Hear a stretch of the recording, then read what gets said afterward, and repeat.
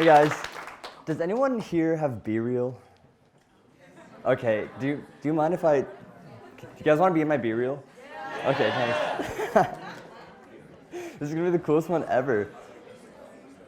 Wait, there we go. All right, ready? All right, awesome. This is so cool. Thank you so much. So, not to be dramatic or anything, but today I'm going to talk to you about how I failed, how I gave up, started from scratch, and what I learned about myself in that process. So about a year ago, I stepped away from the startup that I'd spent the last 4 years of my life building. I started in undergrad, and I spent every single day of those 4 years working to bring this idea to life, working to bring it to market, working through a pandemic, and building a team, and pivoting, and bringing it to market again. And we had finally started to make some progress. It was exciting, or at least it should have been exciting. This startup was basically indiscernible from my life and my life from this startup. This was who I was. But I gave up. After going through all of these pivots, I realized that I was no longer solving a problem that I wanted to be solving. It was an important problem, but it wasn't something that I was passionate about. And I felt like I'd lost my why. It felt horrible. You know, I'd spent these last 4 years doing things that I didn't think I could do, doing the impossible, working harder than I'd ever worked before to do something audacious. But now I couldn't find the strength to send an email. It sucked. When you put yourself all into something, when you give yourself entirely to the thing that you're doing, you take a risk. And for me, that risk was not recognizing who I was on the other end and losing myself. So I had to figure out how to start from scratch all over again. And I spent the next couple months just figuring it out. So how do you start from scratch? Well, the first thing to do is just start. Start doing something. Start doing literally anything. When I was younger, my dad used to say that the act of creation was an act of becoming. He was an artist. He was a potter. And what he meant by that was that you learn about who you are when you go out and you put yourself into the world and you do things. And so I started making stuff. And I'm not saying anything cool. I'm literally talking about making like breakfast, making meals for my friends, going out into the world, going on runs, building relationships, building side projects.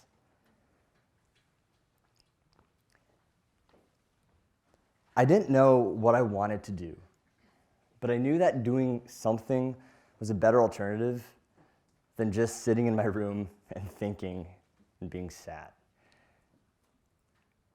And I knew that I needed to give myself the space to do those things, to experiment. When we come across a vacuum in our lives, our first instinct is to fill it with something. But that comes with an opportunity cost. You fill it up with stuff that you maybe didn't want to do. And for me, a lot of that came down to expectations, right? Go get a job. But I knew that I needed to be deliberate and disciplined about giving myself the space to just explore, to be a beginner, to follow my curiosity where it took me. Because ultimately, we're all running our own race. And the question that I needed to answer was, what race am I running? I was 23. I didn't know what problem I wanted to spend my entire life solving, to pour my energy into. But I knew that I was one of those people who became obsessed with these problems, and I was going to find one. And that I wanted to be prepared to take that problem on when I found it. And for me, that meant figuring out how to run and operate a business, doing all that boring stuff, the taxes and the accounting and the legal and the operations and all that stuff. It meant learning how to solve problems and doing that really, really well, getting reps in, going 0 to 1.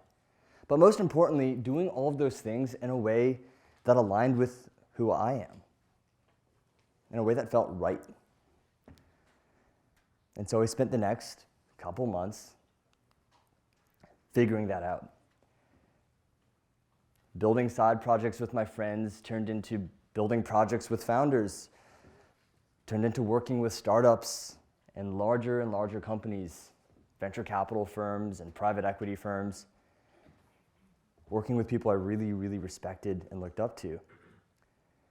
And eventually, it led to starting the company I run now, Relay. I started this with my friends. It's a 0 to 1 product partner. We help founders build the first versions of their products that are going to bring their ideas to market. And as of today, 9 months later, our team is 22 incredible people. And it's really, really special to be able to share this work with them. I love the work we do, but the most important part of it isn't the work. It's that all 22 of us signed up wholeheartedly to do what we're doing, and that this work aligns with not just who we are, but who we want to become. All 22 of us come from all of these different backgrounds. We each have our own desires and dreams, but we've built Relay into a place where people can come to become the best versions of themselves, to develop their product minds, and to get those reps in. And it's been an incredible and really, really special experience. So as you look at what's next in your life, as you think about the next chapter, I want you to take the counterintuitive approach. So often, we feel inclined to rush into the next thing, to do everything all at once, like there's not enough time.